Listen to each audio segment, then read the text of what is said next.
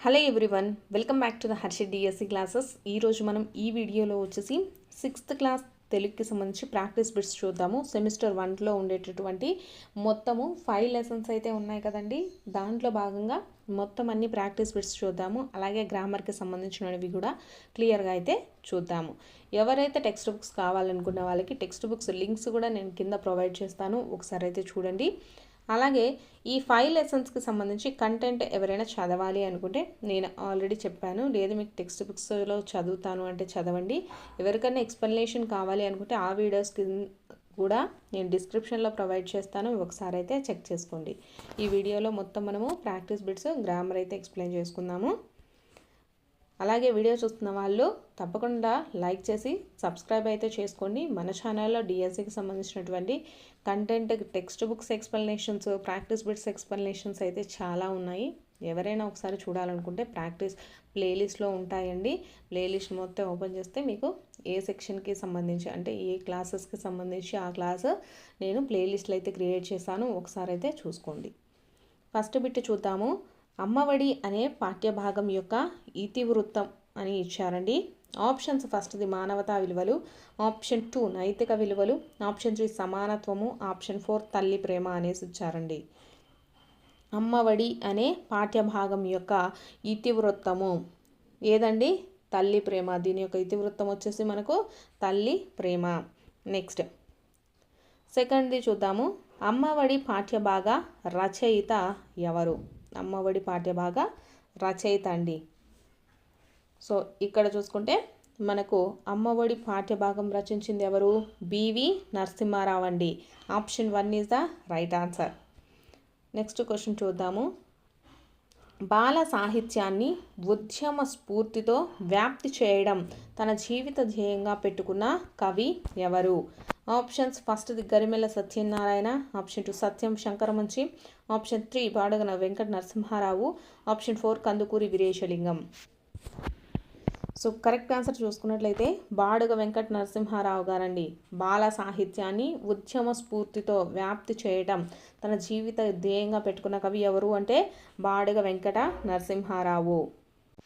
Next question, ఈ క్రింది వాక్యాలను జతపరచండి అనేసి ఇవ్వడం జరిగిందండి.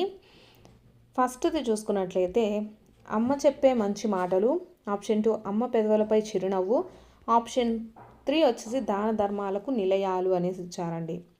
సో అమ్మ చెప్పే మంచి మాటలు వచ్చేసి ఎల్లప్పుడూ ఉపకరించే తెలివితేటలు, అమ్మ పెదవులపై చిరునవ్వు నిరంతరం తెలివినిస్తుంది, దాన ధర్మాలకు నిలయాలు వచ్చేసి అమ్మ చల్లని చేతులండి. నెక్స్ట్ తల్లిదండ్రులకు ప్రదక్షిణం చేస్తే భూమండలం యాత్ర చేసినట్లే అని వినాయకునికి చెప్పినది ఎవరు? ఆప్షన్స్ ఫస్ట్ వచ్చేసి నారదుడు, ఆప్షన్ 2 ఇంద్రుడు, option 3 Brahma, option 4 Kumaraswamy. So correct answer వచ్చేసి నారదుడు అండి. తల్లిదండ్రులకు ప్రదక్షిణం చేస్తే భూమండల యాత్ర చేసినట్లే అని వినాయకునికి చెప్పినది ఎవరు? నారదుడు. నెక్స్ట్ బిట్, తృప్తి అనే పాఠ్యభాగము ఏ ప్రక్రియకు చెందినది?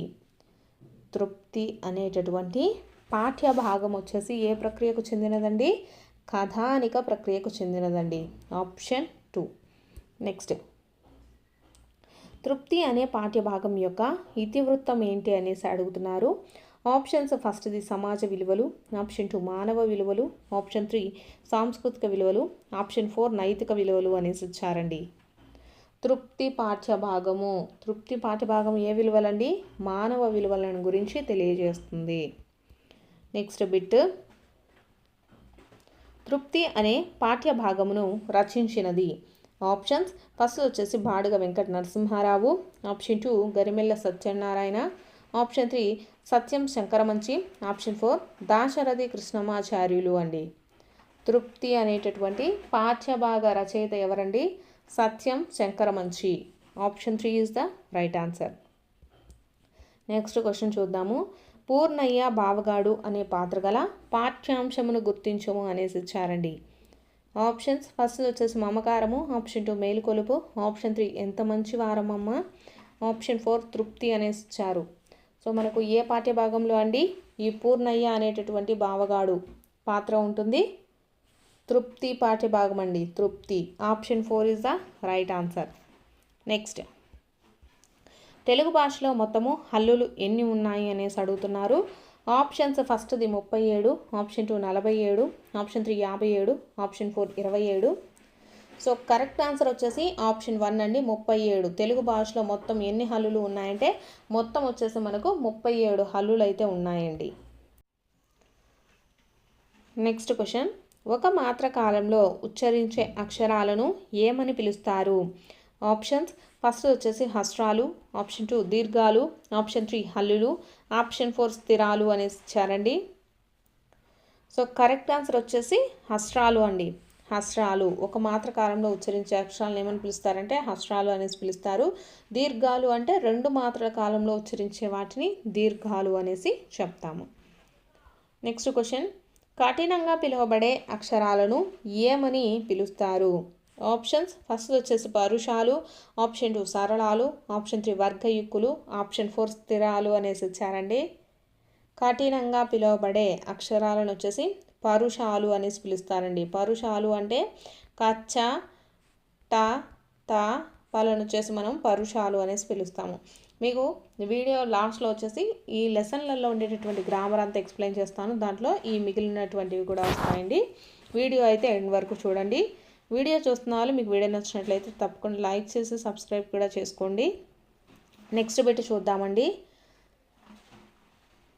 దేశభక్తి కవితలు రాసి జైలు శిక్ష అనుభవించిన వారిలో మొదటి వారు ఎవరు? ఆప్షన్స్ ఫస్ట్ వచ్చేసి Garimella Satyanarayana, option 2 Kusuma Dharmanna, option 3 BV Narasimharao, option 4 Satyam Sankaramanchi అనేసి ఇచ్చారండి. దేశభక్తి కవితలు రాసి జైలు శిక్ష అనుభవించిన వారిలో మొదటి వారు ఎవరు?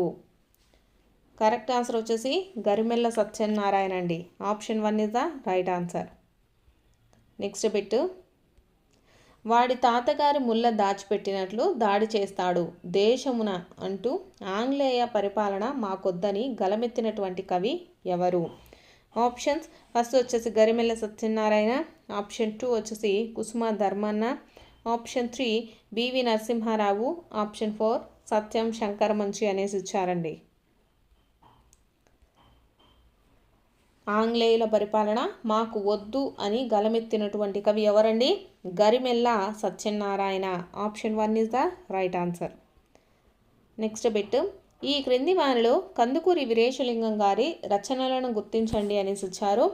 ఆప్షన్స్ ఫస్ట్ది రాజశేఖర చరిత్ర, ఆప్షన్ 2 హాస్య సంజీవిని, ఆప్షన్ 3 సతిహిత బోధిని, ఆప్షన్ 4 ఆంధ్రకౌల చరిత్ర, ఆప్షన్ 4 పైవన్నీ అనేసి ఇచ్చారండి. కందుకూరి వీరేశలింగం గారి రచనలండి. కరెక్ట్ ఆన్సర్ వచ్చేసి ఆప్షన్ 4 పైవన్నీ. రాజశేఖర చరిత్ర, హాస్య సంజీవిని, సతిహిత బోధిని, ఆంధ్రకౌల చరిత్ర ఇవన్నీ కూడా మనకు వీరేశలింగం గారి రచనలు. నెక్స్ట్, భూస్వామ్య పద్ధతిని వెట్టి చాకిరిని నిరసిస్తూ ఎన్నో కథలు రాసినటువంటి కవి ఎవరు? ఆప్షన్స్ ఫస్ట్ది Paidimarri Venkata Subbarao, option 2 Pingali Venkaiah, option 3 Potti Sriramulu, option 4 Sankarambadi Sundarachari అనేసి ఇచ్చారండి.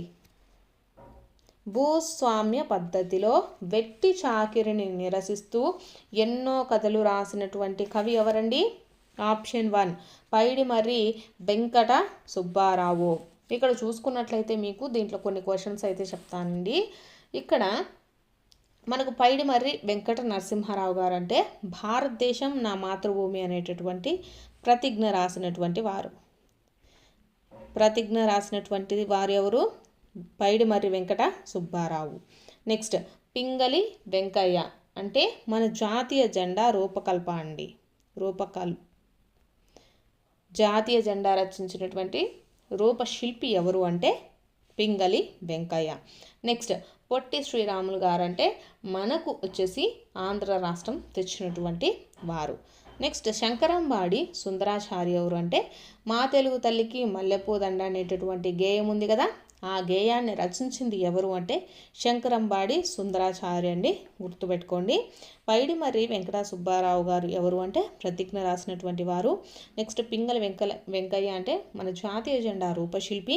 నెక్స్ట్, పొట్టి శ్రీరాములు అంటే మనకు ప్రత్యేకమైనటువంటి ఆంధ్ర రాష్ట్రాన్ని ఏర్పాటు చేయడానికి తన ప్రాణాన్ని కూడా వదిలేసినటువంటి వ్యక్తి ఎవరు అంటే పొట్టి శ్రీరాములు. నెక్స్ట్ శంకరంబాడి సుందరాచారి అంటే మా తెలుగు తల్లికి మల్లెపూ దండ అనేటటువంటి గేమ్ ఉంది కదా, దాన్ని రచించింది ఎవరు అంటే శంకరంబాడి సుందరాచారి. నెక్స్ట్ మాతృదేవోభవ పితృదేవోభవ పాఠ్యభాగంలో కుమారస్వామి ఏ వాహనంపై భూమండల ప్రదక్షిణానికి బయలుదేరుతాడు? ఆప్షన్స్ ఫస్ట్ది వచ్చేసి ఎలుక, ఆప్షన్ 2 గ్రద్ద, ఆప్షన్ 3 సింహము, ఆప్షన్ 4 నెమలి అండి. సో కరెక్ట్ ఆన్సర్ని అయితే మీరు కామెంట్ చేసుకుంటూ ఉండండి. మాతృదేవోభవ పితృదేవో పాఠంలో కుమారస్వామి యొక్క వాహనం ఏది అండి? నెమలి. Option 4 is the right answer అండి. నెక్స్ట్ ఈ క్రింది వాటిలో సత్యం శంకరమంచి గారు రచించిన రచనలను గుర్తించండి అనేసి ఇచ్చారండి. ఆప్షన్స్ ఫస్ట్ వచ్చేసి అమరావతి కథలు, ఆప్షన్ 2 కార్తీక దీపాలు, ఆప్షన్ 3 ఆఖరి ప్రేమలేఖ, ఆప్షన్ 4 ఎడారిలో కలువపూలు, ఆప్షన్ 5 పైవన్నీ సరైనవే అనేసి ఇచ్చారండి. సో కరెక్ట్ ఆన్సర్ ఏంటండి? పైవన్నీ కూడా సరి అయినవే.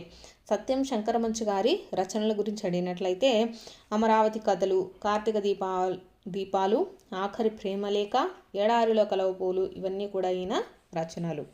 నెక్స్ట్ సత్యం శంకరమంచి గారు రచించినటువంటి నాటకం అనేసి అడిగారు. ఆప్షన్స్ ఫస్ట్ది హరహర మహదేవ, ఆప్షన్ 2 ఆఖరి ప్రేమలేఖ, ఆప్షన్ 3 అమరావతి కథలు, ఆప్షన్ 4 స్వీత స్వాగతాలు అనేసి ఇచ్చారండి. సో ఇక్కడ చూసుకున్నట్లయితే సత్యం శంకరమంచి రచించినటువంటి నాటకం ఏంటండి? హరహర మహదేవ. నెక్స్ట్ శంకరమంచి గారికి రాష్ట్ర సాహితీ అకాడమీ పురస్కారము ఏ సంవత్సరంలో లభించింది? సత్యం శంకరమంచి గారికి వచ్చేసి రాష్ట్ర సాహితీ పురస్కారం అయితే లభించిందండి. అయితే అది ఏ సంవత్సరంలో వచ్చింది అనేసి అడగడం జరిగింది. ఏ సంవత్సరంలో వచ్చిందంటే 1979లో వచ్చిందండి. దేనికి ఇచ్చారు అంటే అమరావతి కథలకండి. అమరావతి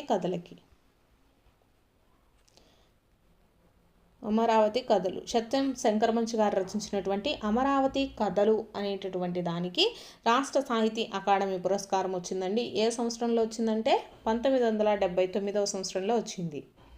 నెక్స్ట్ తృప్తి పాఠ్యభాగము దేని నుండి గ్రహించబడినది అని అడిగారు. ఆప్షన్స్ ఫస్ట్ది అమరావతి కథలు, ఆప్షన్ 2 ఆఖరి ప్రేమలేఖ, ఆప్షన్ 3 ఎడారిలో కలవపూలు, ఆప్షన్ 4 రేపటి దారి అనేసి ఇచ్చారండి. ఇవన్నీ కూడా సత్యం శంకరమంచి గారు రచించినటువంటి రచనలేనండి. అమరావతి కథలు, ఆఖరి ప్రేమలేఖ, ఎడారిలో కలవపూలు, రేపటి దారి. అయితే దేని నుంచి గ్రహించారు? అమరావతి కథల్లో నుంచి మనకు తృప్తి అనేటటువంటి పాఠ్యభాగం అయితే తీసుకున్నారండి. నెక్స్ట్ క్రింది వాటిలో సరి అయిన దానిని గుర్తించండి అనేసి ఇచ్చారు. ఆప్షన్స్ ఫస్ట్ది ఒక హల్లునకు దాని ఒత్తు చేరితే దాన్ని సంయుక్తాక్షరం అంటారు. ఆప్షన్ బి వచ్చి ఒక హల్లుకు వేరొక హల్లు ఒత్తు చేరితే దాన్ని ద్విత్వాక్షరం అంటారు అనేసి ఇచ్చారు. సో ఇచ్చిన వాటిల్లో ఏది కరెక్ట్ అయినది, ఏది కరెక్ట్ కాదు అనేసి అడుగుతున్నారు. సో కరెక్ట్ ఆన్సర్ వచ్చేసి ఆప్షన్ 4 అండి. ఇవి రెండు కూడా సరైనవి కావు. ఒక హల్లునకు అదే ఒత్తు చేరితే దాన్ని ఏమంటామండి? ద్విత్వాక్షరం అంటాము. ఒక హల్లుకు వేరొక హల్లు ఒత్తు చేరితే దాన్ని ఏమంటాము? సంయుక్తాక్షరం అంటాము. సో సంయుక్తాక్షరం అంటే మనకు కాకి క్షావత్తు, ద్విత్వాక్షరం అంటే తాకి తావత్తు. ఎగ్జాంపుల్ కండి, ద్విత్వాక్షరం అంటే ఒక హల్లునకు అదే హల్లు ఒత్తుగా చేరితే దాన్ని ఏమంటారు? ద్విత్వాక్షరం అంటాము. అదే ఒక హల్లుకు వేరొక హల్లు ఒక్క ఒత్తు వచ్చి చేరితే దాన్ని సంయుక్తాక్షరం అంటాము. ఇక్ష అనేది సంయుక్తాక్షరానికి ఎగ్జాంపుల్. నెక్స్ట్ కుచేలుడు ఎవరి స్నేహితుడు అనేసి ఇచ్చారు.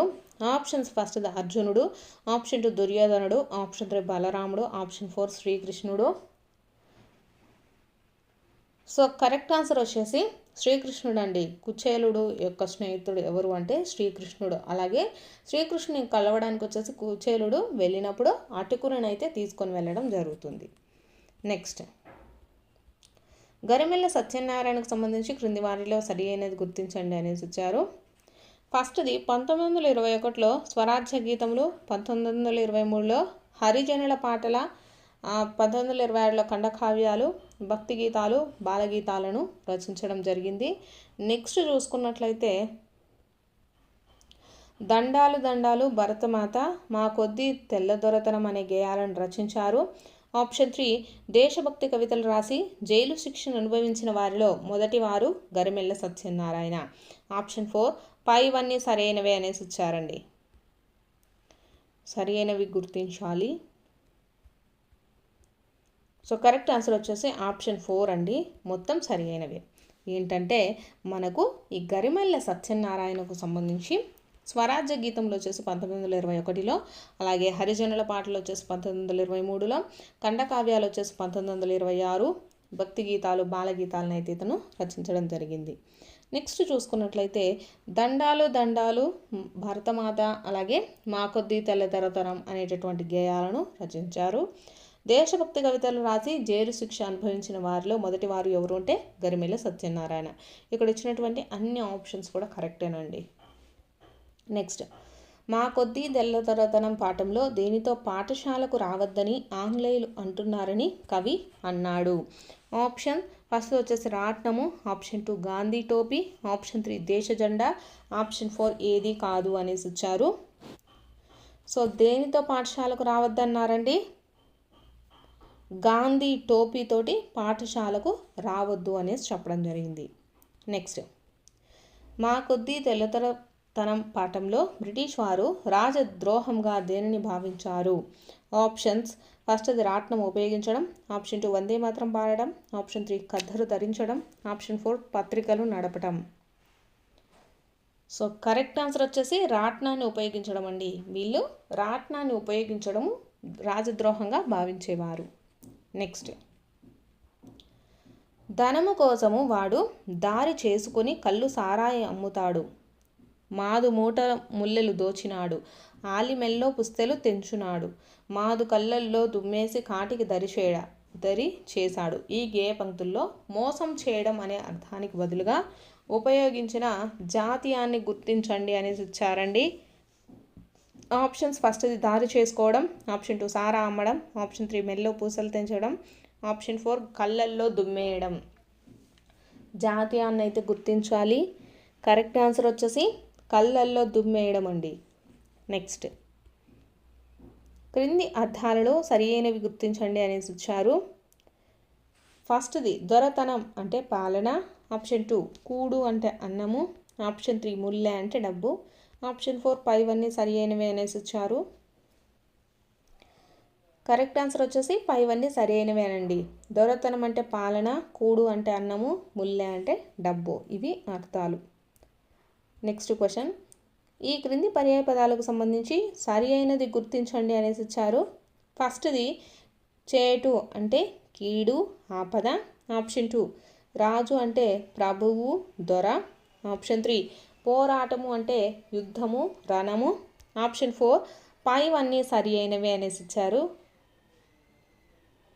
కరెక్ట్ ఆన్సర్ వచ్చేసి ఆప్షన్ 4 అండి. పైవన్నీ కూడా సరి అయినవి అనమాట. ఇవి పర్యాయ పదాలండి. చేటుకి పర్యాయ పదం ఏంటి? కీడు, ఆపద, రాజు అంటే ప్రభువు, దొర, పోరాటము అంటే యుద్ధము, రణము. నెక్స్ట్ బిట్ తెలుగు భాషలో ఎన్ని అక్షరాలు ఉన్నాయి? సో తెలుగు భాషలో మనకు మొత్తం ఎన్ని అక్షరాలు ఉన్నాయండి? 56 అక్షరాలు అయితే ఉన్నాయి. So option 1 is the right answer.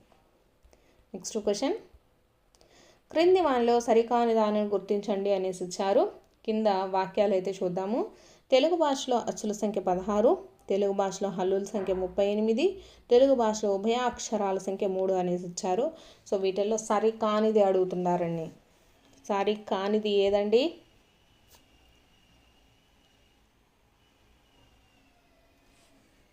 Option 2 B మాత్రమే సరికాదండి. మిగిలినవన్నీ కరెక్ట్ అయినాయి. దీంట్లో చూసుకుంటే మనకు తెలుగు భాషలో మొత్తం ఎన్ని అచ్చులు ఉన్నాయంటే 16 అచ్చులు ఉన్నాయి. మొత్తం హల్లులు ఎన్ని ఉన్నాయంటే 37 హల్లులు ఉంటాయండి. తెలుగు భాషలో ఉభయాక్షరాలు అంటే 3 అండి. 0, అర 0, విసర్గ. ఇవి మనకు ఉభయాక్షరాలు. నెక్స్ట్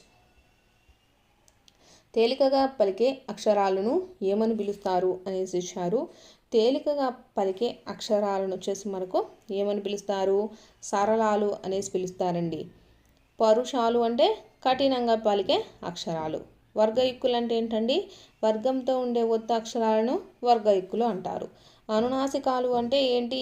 ముక్కు సహాయంతో పలికే అక్షరాలను వచ్చేసి అనునాసికాలు అనేసి పిలుస్తాము.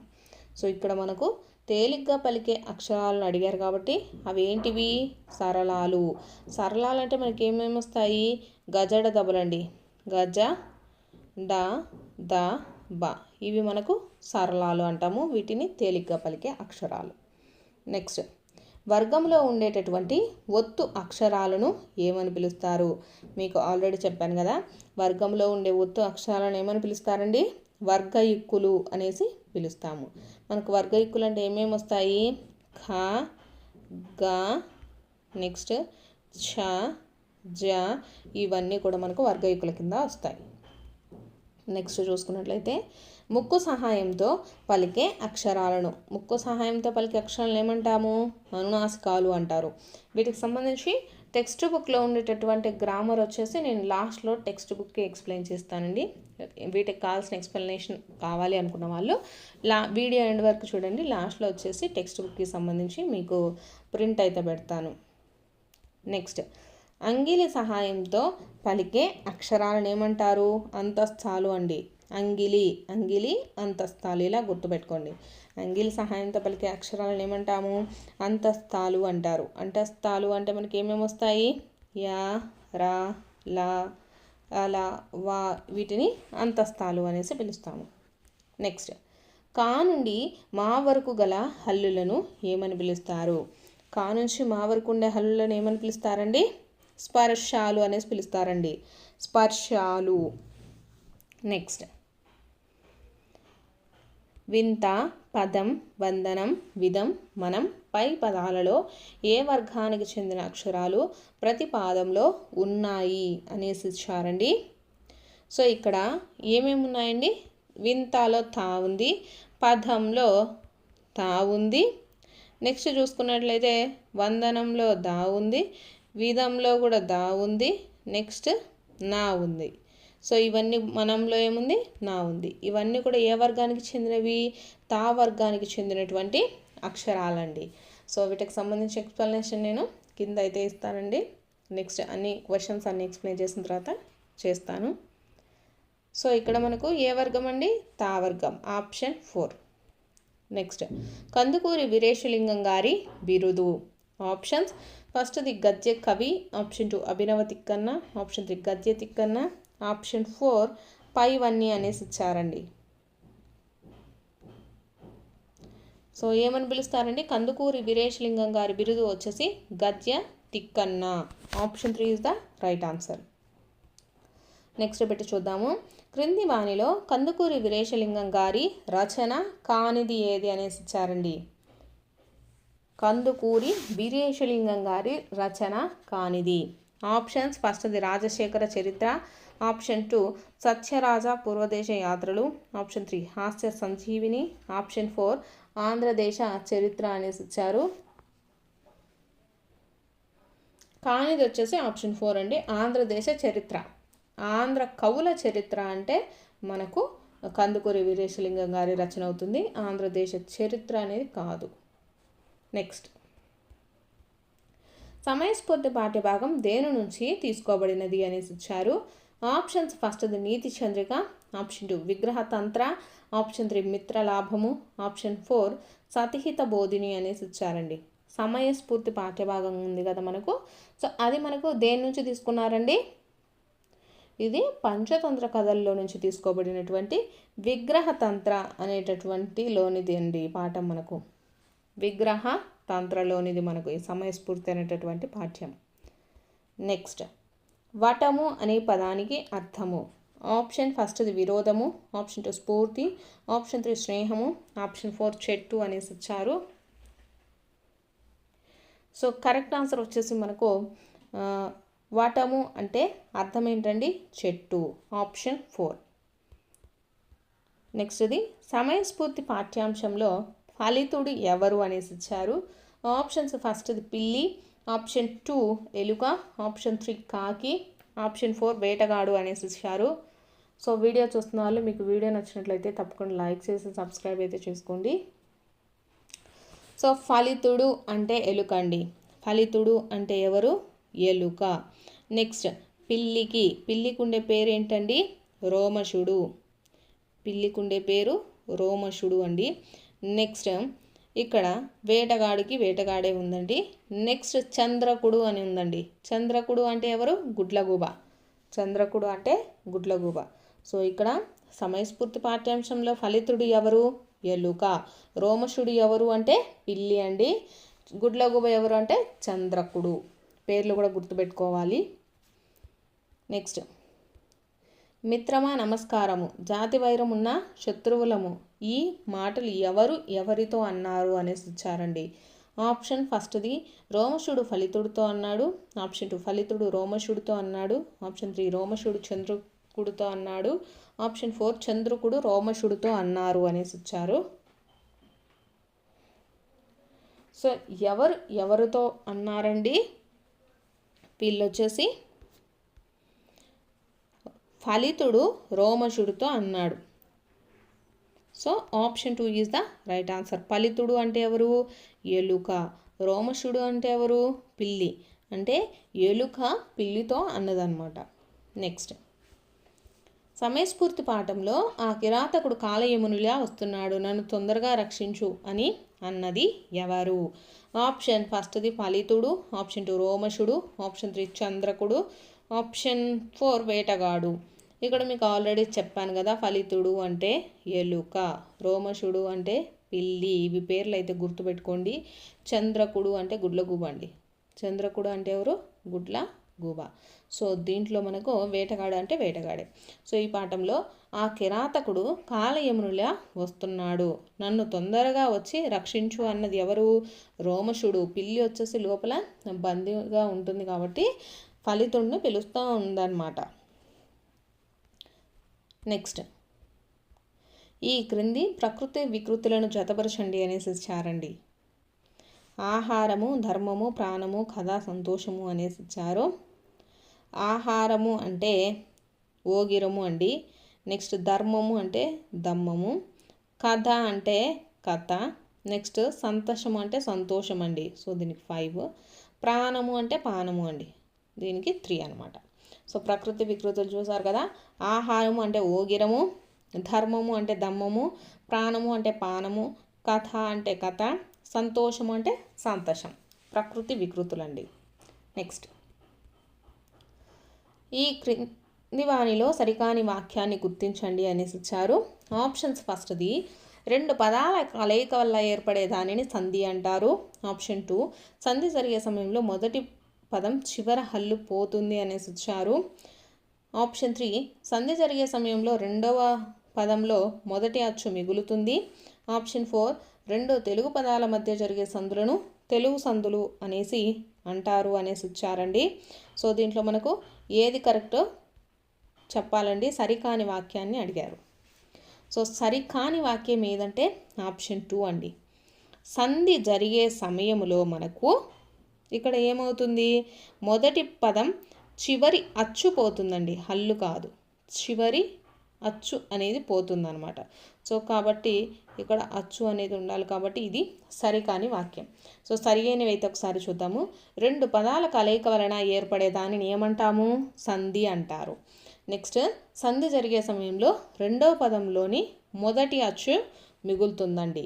ఇక్కడ సంధి జరిగే సమయంలో మొదటి పదం చివరి అచ్చు పోయి రెండో పదంలో మొదటి అచ్చు మిగులుతుందన్నమాట. 2 తెలుగు పదాల మధ్య జరిగే సందులను ఏమంటాము? తెలుగు సందులు అనేసి చెప్తాము. సరికానిది వచ్చేసి ఆప్షన్ 2 అండి. నెక్స్ట్ క్రింది పదాలను విడదీయగా తప్పుగా ఉన్న దానిని గుర్తించండి అనేసి ఇచ్చారు. ఆప్షన్స్ ఫస్ట్ది వాడెక్కడ, వాడు ప్లస్ ఎక్కడ, వాడెక్కడ. ఆప్షన్ 2 మనమందరము, మనము ప్లస్ అందరము, మనమందరం. ఆప్షన్ 3 ఎవరిక్కడ, ఎవరు ప్లస్ అక్కడ. ఆప్షన్ 4 మహనీయులెందరో, మహనీయులు ప్లస్ ఎందరో, మహనీయులు ఎందరో. సో దీంట్లో తప్పుగా ఉన్నది ఏంటండి? ఆప్షన్ 3 అనేది మనకు తప్పుగా ఉందండి. ఎందుకు? ఎవరిక్కడ అంటే ఎవరు ప్లస్ ఇక్కడ రావాలండి. సో ఇక్కడ మనకు అక్కడ అనేసి ఇచ్చారు కాబట్టి ఇది తప్పుగా ఉంది. నెక్స్ట్ క్రింది వాటిని జతపరచండి అనేసి ఇచ్చారు. విశేషణము, నామవాచకము, క్రియ, అవ్యయము, సర్వనామం ఇచ్చారు. విశేషణము అంటే మనకు వచ్చేసి ఏమవుతుందండి, ఎర్రని, ఎర్రని అనేది మనకు విశేషణము. వనజ అనేది మనకేమవుతుందండి, నామవాచకము, పేర్లను తెలియజేసేది కాబట్టి నామవాచకము. నెక్స్ట్ ఆమె అనేది మనం దేన్ని తెలియజేస్తుంది, సర్వనామాన్ని తెలియజేస్తుంది. కాని అనేది ఏంటిదండి, అవ్యయము. కాని అనేది మనకేమవుతుంది, అవ్యయము. నెక్స్ట్ విశేషణము. నెక్స్ట్ క్రియ అండి. క్రియ వచ్చేసి ఏమవుతుంది, చదివాను అనేది క్రియ అవుతుంది వీటిల్లో. ఒకసారి అయితే మళ్ళీ చూద్దాము. వనజ అనేది పేర్లను తెలియజేస్తుంది కాబట్టి అది మనకు ఏమవుతుందండి, నామవాచకం అవుతుంది. నెక్స్ట్ ఎర్రని అనేది విశేషణాన్ని తెలియజేస్తుంది. ఆమె అనేది సర్వనామము. కాని అనేది మనకు అవ్యయం. నెక్స్ట్ చదివాను అనేది ఏంటిదండి, క్రియ. నెక్స్ట్ స్ఫూర్తి కథలు. విక్రమసేనుడు ఏ రాజ్యాన్ని,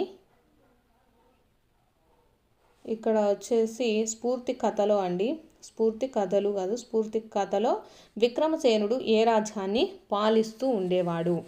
ఆప్షన్ ఫస్ట్ వచ్చేసి Pataliputram, option 2 Magadha, option 3 Hastinapuram, option 4 పైవన్నీ అనేసి ఇచ్చారు. మనకు స్ఫూర్తి ఉంది కదా, సమయస్ఫూర్తి లెసన్లో స్ఫూర్తి అనేది చదవండి ఆనందించండిలో ఉంటుందండి. సో దీంట్లో ఉండేటటువంటి విక్రమసేనుడు వచ్చేసి ఏ రాజ్యాన్ని పాలిస్తూ ఉండేవాడు, మగధ రాజ్యాన్ని పాలిస్తూ వాడండి. So option 2 is the right answer. Next bit, స్ఫూర్తి కథల పరాజయంతో గుహలో దాక్కున్న విక్రమసేనుడికి స్ఫూర్తినిచ్చినటువంటిది ఏది. ఆప్షన్ ఫస్ట్ వచ్చేసి సాలీడు, ఆప్షన్ 2 చీమ, ఆప్షన్ 3 ఏనుగు, ఆప్షన్ 4 సింహము. కరెక్ట్ ఆన్సర్ వచ్చేసి సాలీడ్ అండి, సాలీడు. స్ఫూర్తి కథలలో పరాజయంతో గుహలో దాక్కున్న విక్రమసేనుడికి స్ఫూర్తినిచ్చినటువంటిది ఏంటిది, సాలీడు. నెక్స్ట్ భారతదేశం నా మాతృభూమి ప్రతిజ్ఞ ఎప్పటి నుండి అమల్లోకి వచ్చింది. ఆప్షన్స్ వచ్చేసి ఇవన్నీ ఇవ్వడం జరిగిందండి. దీంట్లో కరెక్ట్ ఆన్సర్ని అయితే మీరు కామెంట్ చేయండి. భారతదేశం నా మాతృభూమి ప్రతిజ్ఞ ఎప్పటి నుంచి అమల్లోకి వచ్చింది. ఎప్పటి నుంచి అండి, 1965 జనవరి 26 నుంచి మనకు అమల్లోకి రావడం జరిగింది. నెక్స్ట్ భారతదేశం నా మాతృభూమి ప్రతిజ్ఞను ఎవరి సహకారంతో పైడిమర్రి వారు ప్రభుత్వ దృష్టికి తీసుకువచ్చారు. ఆప్షన్స్ ఫస్ట్ది పివి నరసింహారావు, ఆప్షన్ 2 బూర్గుల రామకృష్ణారావు, ఆప్షన్ 3 వచ్చేసి తెన్నేటి విశ్వనాథం, ఆప్షన్ 4 శ్రీరంగం శ్రీనివాసరావు గారు అనేసి ఇచ్చారు. భారతదేశం నా మాతృభూమి ప్రతిజ్ఞను ఎవరి సహకారంతో పైడిమర్రి వారు ప్రభుత్వ దృష్టికి తీసుకొచ్చారు అంటే తెన్నేటి విశ్వనాథం గారు అండి, Tenneti Viswanatham. Option 3 is the right answer. So ఇవి వచ్చేసి మనకు తెలుగు సెమిస్టర్ 1కి సంబంధించినటువంటి ప్రాక్టీస్ బిట్స్. నెక్స్ట్ వచ్చేసి మనకు తెలుగు గ్రామర్ అయితే చెప్తానని చెప్పాను కదా, ఆ వీడియో కూడా. నెక్స్ట్ మనకు ఈ లెసన్లలో ఉండేటటువంటి గ్రామర్ అయితే చూద్దామండి.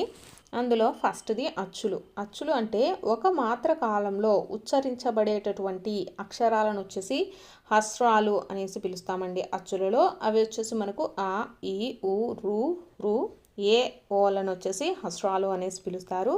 నెక్స్ట్ 2 మాత్రల కాలంలో ఉచ్చరించేటటువంటి అక్షరాలను ఏమని పిలుస్తారు అంటే దీర్ఘాలు అని పిలుస్తారు. మనకు దీర్ఘాలు ఉంటాయి కదా, ఆ, ఈ, ఊ, రు, ఇవి దీర్ఘాలన్నీ ఉన్నాయి కదా, వీటిని వచ్చేసి మనము దీర్ఘాలుగా పిలవడం జరుగుతుంది. దీర్ఘాలు అంటే 2 మాత్రల కాలంలో ఉచ్చరించేటటువంటి అక్షరాలను దీర్ఘాలు అనేసి పిలుస్తారు. నెక్స్ట్ హల్లుల విభాగం చూసుకున్నట్లయితే మనకు కా నుండి మా వరకు గల అక్షరాలను 5 వర్గాలుగా అయితే విభజించవచ్చు. కా వర్గము అనేసి ఇచ్చారండి. కా వర్గం అంటే మనకు ఖ, ఖ, గా, గా, జ్ఞ, ఇవి వచ్చేసి కా వర్గము. నెక్స్ట్ చా వర్గం చూసుకున్నట్లయితే చ, ఛ, జా, ఝ, ఇన. నెక్స్ట్ టా వర్గాన్ని చూసుకుంటే ఠా, ఠ, డా, ఢ, నా.